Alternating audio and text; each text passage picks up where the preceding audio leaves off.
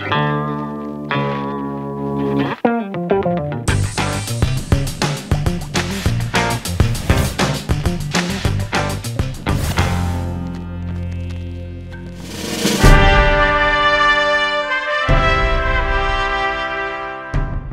Assembly meets minds with stakeholders as it moves to boost the state's revenue through its land use charge.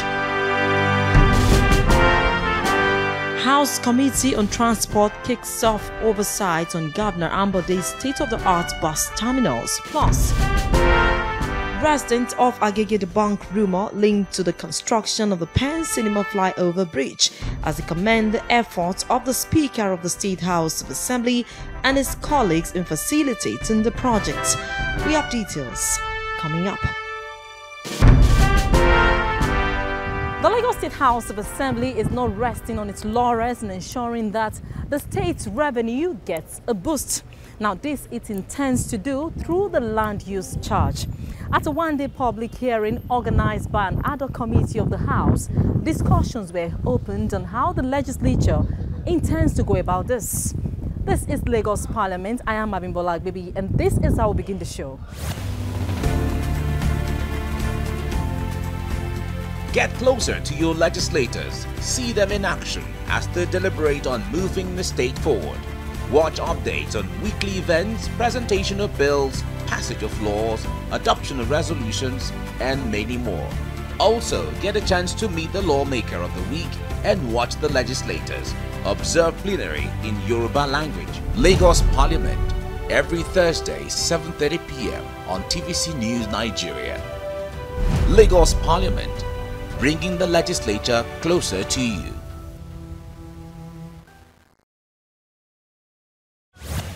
We are trying to do now is a form of harmonization of rates payable on property in Lagos State. And while we are saying we are repealing the extant law and reenacting, is to the effect we will see later in the body of the law, that once this law is passed and it comes into force, some charges payable on property in Lagos State will cease to operate any longer. It was a gathering of state executive members, local government officials, community leaders, legal practitioners in talks with the state lawmakers on the state government plans to boost its revenue base. The amendments we are having now creates a formula, a standard formula of assessment. A new formula has been put forward on how the state intends to go about the collection of the various charges on all chargeable properties in the state. So the formula that operates here is the formula that will operate anywhere in the state. So there is a standard formula that must be followed in calculating what is to be paid by the various persons that will be paying the charge. And of course, the new innovation is that what is to be paid on a property is now to be determined by the market value of the property. And of course, the commissioner in charge has the power to grant relief in respect of what is to be paid in respect of such property. So this is a bill that is of 27 sections. Section 1 talks about the land use charge payable on all property situate in the state. So it shall be on all property in the state. Well, I want you to really look at us at this house, that we will always respond to the needs within the state. The issue of taking note of the professional valuers in Nigeria will be taken care of by the committee of the House and the House as a whole. My contribution will go like this. It's my understanding that the House of Assembly, while trying to make laws or amend these laws or even abrogate laws, especially laws that has to do with raising revenues for the state, we take into consideration the economic plight of its citizens. We ensure that such laws they are making must bear a human face, and also that such laws do not go against the overriding laws of the Federation or the Constitution. Having said this, I want to say that Section 1 of this law, talking about it is the responsibility of the local government to impose and to levy the land use charge, though they may delegate it to the state government to do so on their behalf. If you take a look at that Section 1 vis-a-vis the other sections down, we never heard about the local government. What we are hearing about is the Commissioner of Finance. My point is that this law, to an extent, has usurped, to an extent, a large extent even, usurped that power recognized by the Constitution and also by the Taxes and Levies Act of the Federation. So I will implore the House to see, so that while making laws for the state, it will not be seen to be making laws that are against the Federation. Well, Mr. Lawrence was talking about the economic plight that must be taken into consideration, and that there must be human face to all of our bills and laws. I want to say that it is enshrined in the Constitution of Nigeria that all governmental action shall be humane.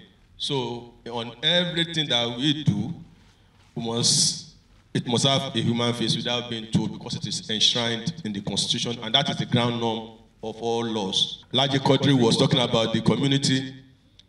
Honorable Commissioner said they are favorably disposed to exempting the community hall. However, I don't know, it is left between them and the committee on finance, because if you make money, you pay. If you make money, if you use it for commercial purposes, you pay. If it's for community, recreational, and whatever, you are exempted. My understanding of the new law is that because it's so transparent, as an individual, for instance, you could actually compute your land use charge yourself and go ahead and pay it without waiting for demand notices. I don't know if that's going to be the way to go. I would imagine that as a resident, I should be able to compute my land use charge for 2018 myself on my desk and go ahead and make payment without waiting for the demand notice. If we don't serve you demand notice, you will not be able to make payment to us. In modern era, that shouldn't be. There should be what we call self-assessment. And once you want to do self-assessment, the formula will be very clear, simple. You can sit in your house and do it. And if you have, in this place, if we put this thing to 2 plots, give people this certification to build, and of the property. If we ask them for the cost, and the same thing, the cost will be different. And that's why we believe very much so that market-based approach is the best, because it really is done by professionals. Professionals will be able to look at it. Though we can say it also requires judgment, but is more acceptable. So, and that's why market value, because costs differ from property to property, allocation, and it involves a whole lot of things. I'm making a presentation for and on behalf of the organized private sector, the OPS, which comprises NECA, MAN, NASIMA, NASI, and NASME. And we had earlier sent in our paper. The things which we will be opposing is an attempt to increase the burden of businesses and people in Lagos State through additional taxes and levies. Secondly, we'll be looking at a way whereby the interpretation and applications of the Land Use Act itself is not twisting to the private sector, so that government does not act arbitrarily or people give their own forms of interpretation. Mr. Chairman, I'd like to draw your attention specifically to Section 6, which is the value of the land use charge. Terms like land value rates and building value rates are not defined in the bill. That could be subject to any form of interpretation, and we need to clear all forms of ambiguity. We do not support the assessment being based on the market value of the property, because it could swing. Inflation today is 165%, and we don't know what it's going to tell us in the next few minutes or in the next 1 or 2 days. So that's something that we should be curtailing. Without sounding repetitive, I just also want to draw the attention of the drafter of this bill to the clauses. That is the exemption clause. That clause looks to be too ambiguous, and we have to remove this ambiguity ab initio. Let me say this on this private cemetery. They are profit-making. I don't want to mention what other speakers have just mentioned, private cemetery. And, you know, properties are based on owner-occupier. And if you look at the caveat, at the proviso to that, you discover that this is too ambiguous, that needs to be looked into. Thank you, and well done to the House of Assembly. The bill seeks to harmonize all rates being collected into one to avoid multiple taxation. There are 3 components: land rates law, the neighborhood improvement charge law, and the tenement rates law. These are 3 major laws. And these major laws, what are their components? So that we first dimension it. It has development charges, ground rents, the premiums on them, and neighborhood improvement charges. These are 4 components. And these 4 components were previously collected by the states. Then it then has one other component, which is the tenement rates. It's collected by the local governments. So when NECA raised an issue about ease of doing business, multiplicity of taxes, I think this law is forward-looking, because it has put all those 5 rates into one land use charge law. So if you are paying land use charge charge, won't come to you to disturb you about development charges, ground rates, the premium on them, neighborhood improvement charges, or the tenement rates. So it's actually very progressive. Progressive in the sense that it's really consolidating, harmonizing those other rates into one. Some clauses are ambiguous. All ambiguity will be cured in the final draft before the House consideration. Private cemetery are commercial in nature. I agree in total. I hope those are the questions that were asked. I hope we have not taken much of your time. Thank you very much. What we are saying is that we want an harmonized bill, that the local government will not be coming with a tenement rate, the Lagos State government will not be coming with another bills still on property. So we just want everything to be harmonized. So, and in doing that, we should actually do something that will create a sort of convenience for people. The law stipulates that each local government area shall be the empowered collecting authority and may choose to cede its part to the governments. The contents of the bill were read out along with the various penalties for violators. And although the stakeholders threw their weight behind the move made by the state, there were some observations made on the composition of the bill. We are saying that that formula is something we have to sit down and look at, because in the basic principle of what we know about valuation, we have challenges in understanding how they came about that formula. So as I said, overall, the objective is noble. We understand what the government of the day is trying to do, which, as I said, is not new, but I will appreciate it, and I think the House has actually noted it, for us to have a bit more engagement. It is important for us to have a full buy-in. If you have a full buy-in, it's easier for the society to fully accept it. You don't want to leave any law ambiguous so that people don't capitalize on it. And you can see the contributions of the people here, that generally nobody is opposed to it. I strongly feel that religious bodies should pay land use charge. I've always felt so. And when I say religious body, both mosques and churches. Because the reason is that when you're talking about a minimum contribution, they can attest to the progress of the state. And I'm sure they're willing to pay.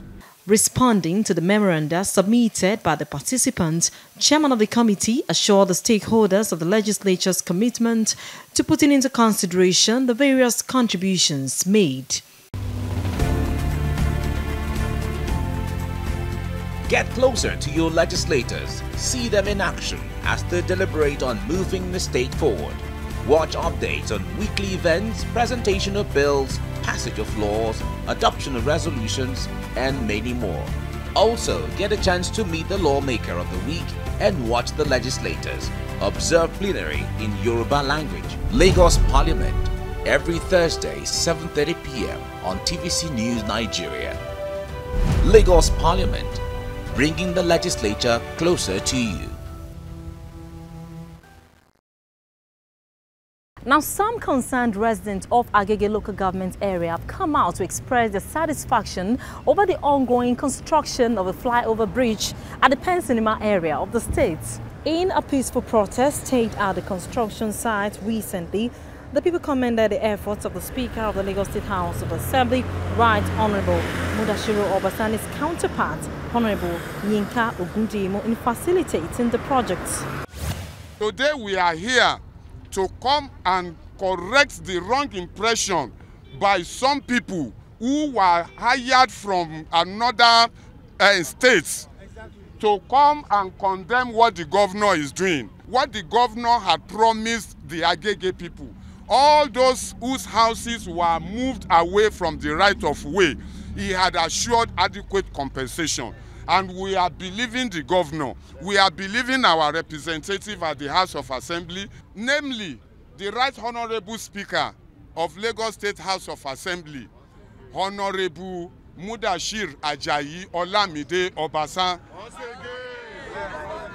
Because if he has not been the Speaker of Lagos State, I am very sure that many roads that were constructed by the state in Agege local government may not have been possible.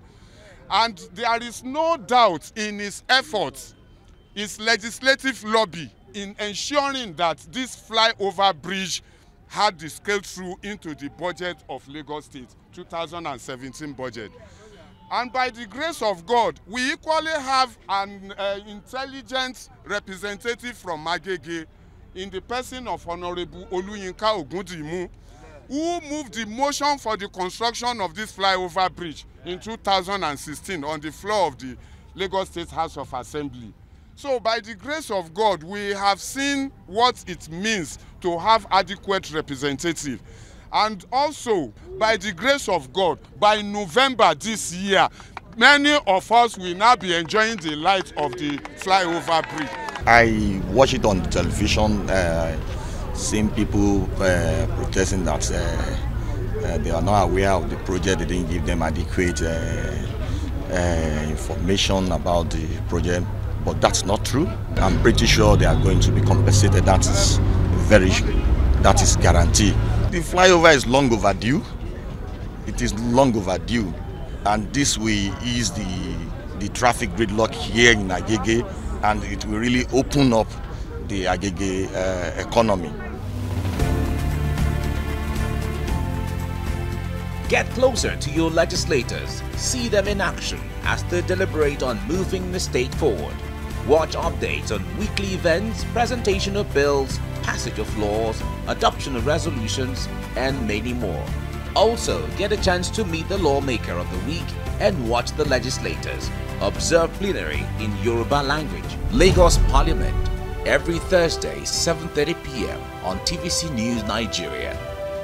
Lagos Parliament, bringing the legislature closer to you.